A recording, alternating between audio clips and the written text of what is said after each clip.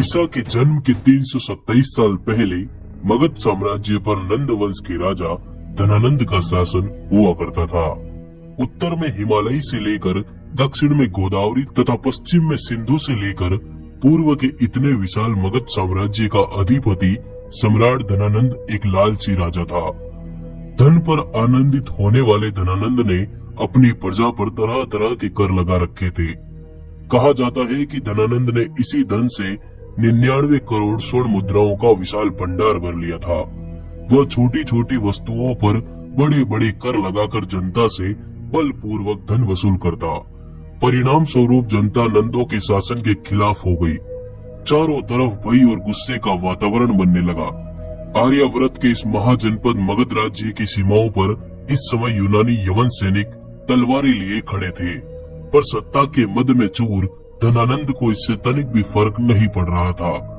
इसी महाजनपद मगध राज्य के सीमावर्ती नगर में एक साधारण ब्राह्मण आचार्य चणक रहते थे। चणक को हर वक्त अपने देश की ईसा के जन्म के 327 साल पहले मगध साम्राज्य पर नंद वंश के राजा धनानंद का शासन हुआ करता था। उत्तर में हिमालय से लेकर दक्षिण में गोदावरी तथा पश्चिम में सिंधु से लेकर पूर्व के इतने विशाल मगध साम्राज्य का अधिपति सम्राट धनानंद एक लालची राजा था। धन पर आनंदित होने वाले धनानंद ने अपनी प्रजा पर तरह तरह के कर लगा रखे थे। कहा जाता है कि धनानंद ने इसी धन से 99 करोड़ स्वर्ण मुद्राओं का विशाल भंडार भर लिया था। वह छोटी छोटी वस्तुओं पर बड़े बड़े कर लगाकर जनता से बलपूर्वक धन वसूल करता। परिणाम स्वरूप जनता नंदों के शासन के खिलाफ हो गई। चारों तरफ भय और गुस्से का वातावरण बनने लगा। आर्यावर्त के इस महाजनपद मगध राज्य की सीमाओं पर इस समय यूनानी यवन सैनिक तलवारें लिए खड़े थे, पर सत्ता के मद में चूर धनानंद को इससे तनिक भी फर्क नहीं पड़ रहा था। इसी महाजनपद मगध राज्य के सीमावर्ती नगर में एक साधारण ब्राह्मण आचार्य चणक रहते थे। चणक को हर वक्त अपने देश की चिंता सताती रहती। चणक के एक मित्र सक्टार धनानंद के दरबार में बड़े ओहदे वाले मंत्री थे। अतः चणक ने सक्टार के साथ मिलकर राजा धनानंद के शासन को उखाड़ फेंकने की योजना बनाई। पर इस योजना की खबर महामात्य देवीदत्त के पास पहुंच गई। ये देवीदत्त मगध के राजा धनानंद का एक खास मंत्री था और इसने चणक और सक्टार की बनाई गई योजना धनानंद को बता दी।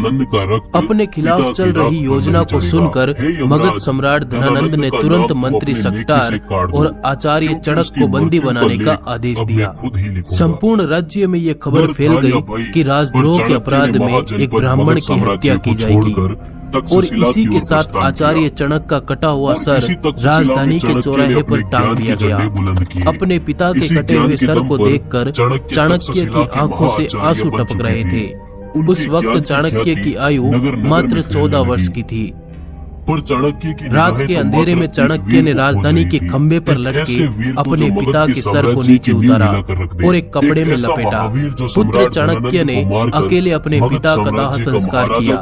तब कौटिल्य ने गंगा का जल हाथ में लेकर शपथ ली कि हे माँ गंगे, जब तक हत्यारे धनानंद से अपने पिता की हत्या का प्रतिशोध नहीं लूंगा तब तक पकाई हुई कोई भी वस्तु नहीं खाऊंगा।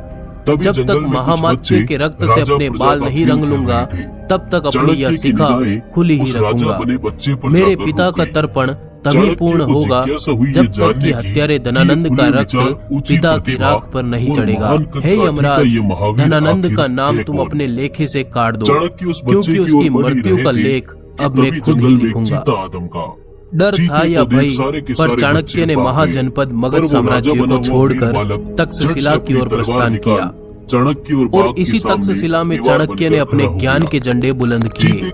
इसी ज्ञान के दम पर चाणक्य तक्षशिला के महाआचार्य बन चुके थे। उनके ज्ञान की ख्याति नगर नगर में फैलने लगी। पर चाणक्य की निगाहें तो मात्र एक वीर को खोज रही थी, एक ऐसे वीर को जो मगध के साम्राज्य की नींव हिलाकर रख दे, एक ऐसा महावीर जो सम्राट धनानंद को मारकर मगध साम्राज्य का महाराजा धीराज बनकर चाणक्य के सपनों को हकीकत में बदलने की कुव्वत रखता हो। चाणक्य और ने पूछा, इन्हीं दिनों चाणक्य धनानंद से अपने तुम्हें क्यों आश्रम से डरना है? जंगल के रास्ते वीर ने जवाब तक्षशिला दिया, विश्वविद्यालय क्योंकि जा रहे उस क्रूर ने थे। मेरी माता को तभी अपमानित जंगल में कर कुछ बच्चे मेरी माँ को राजा राजभवन प्रजा से का धक्के खेल खेल मारकर रहे थे। निकाल दिया था। चाणक्य की चाणक्य ने निगाहें वीर उस से राजा पूछा, बने बच्चे तुम्हारा पर जाकर नाम क्या रुक है, गई। आर्यपुत्र? चाणक्य को वीर का जिज्ञासा जवाब हुई ये था, जानने की चंद्रगुप्त कि ये खुले मौर्य। विचार, ऊंची प्रतिभा वीर विराट और सम्राट महान कद चंद्रगुप्त काठी का ये मौर्य। महावीर आखिर है कौन? चाणक्य उस बच्चे इतने की ओर वीर बढ़ ही रहे बाहुबली थे देव पुरुष के कि तभी वचनों को जंगल में एक सुनकर चीता आ चाणक्य धमका। भविष्य में चीते को जागने देख लगे, सारे के जहाँ सारे ये बच्चे वीर भाग गए, मगध के पर वो महाराजा राजा बने बना बैठे हुआ थे। वीर बालक जड़ से चाणक्य अपनी ने तलवार वीर से निकाल पूछा, चाणक्य इतने और महान बाघ के वीर का सामने गुरु कौन है? दीवार बनकर खड़ा वीर हो का गया। जवाब था, मेरा कोई चीते गुरु के नहीं चाणक्य है। तक पहुंचने से तब पहले ही चाणक्य ने वीर से वह कहा, वीर चीते से मैं भिड़ भी गया धनानंद से अपने और पिता उसने की मौत चीते का को बदला धराशायी चाहता कर हूँ। दिया। और इस तुम वीर अपनी की माता वीरता के से अपमान चाणक्य का। अत्यंत क्यों प्रसन्न न हुए। ये दोनों नदियां चाणक्य मिलकर ने एक वीर से समुद्र का पूछा, रूप धारण कर तुम लें। इतने वीर और आज साहसी से कैसे बने? तक्षशिला का ये वीर का महाआचार्य जवाब था, चाणक्य मैं राजा तुम्हारा बना गुरु था। होगा। वीर चंद्रगुप्त ने चाणक्य को अपना गुरु स्वीकार करते हुए गुरु को प्रणाम किया और इसी के बाद चाणक्य बालक चंद्रगुप्त को किसी अज्ञात स्थान पर ले गई। धनानंद साम्राज्य से टक्कर लेना कोई आसान खेल नहीं था। देवगुप्त और कात्यायन जैसे कुटिल नीतिज्ञ उसके खास मंत्री थे और राजा धनानंद क्रूर जरूर था, लेकिन एक ताकतवर योद्धा था जिसने सिकंदर जैसे योद्धा को भी व्यास सतलुज के मैदानों से वापस रवाना कर दिया था।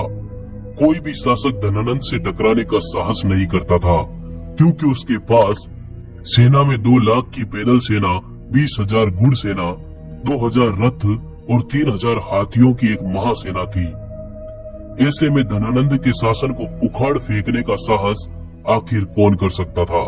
इसके लिए कठिन तैयारी, सैन्य शक्ति और जन समर्थन की आवश्यकता थी और चाणक्य इस बात को भले प्रकार से जानते थे। बालक चंद्रगुप्त को सबसे पहले शास्त्रों की शिक्षा दी गई, इसके बाद अस्त्र शस्त्र की शिक्षा दी गई और अंत में चंद्रगुप्त को राजनीति और गोपनीयता का पाठ पढ़ाया गया। बालक चंद्रगुप्त हर कड़ी परीक्षा में पास हुआ। चंद्रगुप्त रात दिन शस्त्र शास्त्र का अभ्यास करते रहते। वे दिन रात नींद आदि को तो भूल ही चुके थे। अपने कठिन परिश्रम की आग में तप कर चंद्रगुप्त सोना बन रहा था। चाणक्य भी वीर के साहस को देखते रह जाते। लगभग कुछ सालों में बालक चंद्रगुप्त एक महायोद्धा बन चुके थे। अब चंद्रगुप्त की परीक्षा का दिन आया। चाणक्य ने चंद्रगुप्त से कहा, जाओ फिर से उसी जंगल में जाओ जहाँ से तुम आए थे। जंगल में रहने वाली जातियों और जनजातियों के लोगों को इकट्ठा करो और उनमें से योद्धाओं को चुनो और एक राष्ट्रीय सेना का निर्माण करो। आदिवासियों में जन चेतना जागृत करो, उनको संगठित करो, लेकिन ध्यान रहे ये कार्य बहुत ही गुप्त तरीके से करना है। जब ये कार्य संपन्न हो जाए तब तुम मेरे पास वापस आ जाना। चाणक्य को प्रणाम करते हुए चंद्रगुप्त ने कहा, जो आज्ञा गुरुदेव। और चंद्रगुप्त ने अपने तीर कमान उठाए, तलवार को अपनी कमर में खोसा और घोड़े पर सवार होकर फिर से उसी जंगल की ओर चल दिए। अब वे बालक नहीं बल्कि एक युवा योद्धा चंद्रगुप्त महान बन चुके थे। इस वीडियो के अगले भाग में हमारे साथ जुड़े रहिए। देखिए किस प्रकार चंद्रगुप्त मौर्य ने धनानंद के साम्राज्य को जड़ से उखाड़ दिया। अगर ये वीडियो आपको पसंद आया तो इस वीडियो को लाइक जरूर करें। धन्यवाद, जुड़े रहिए।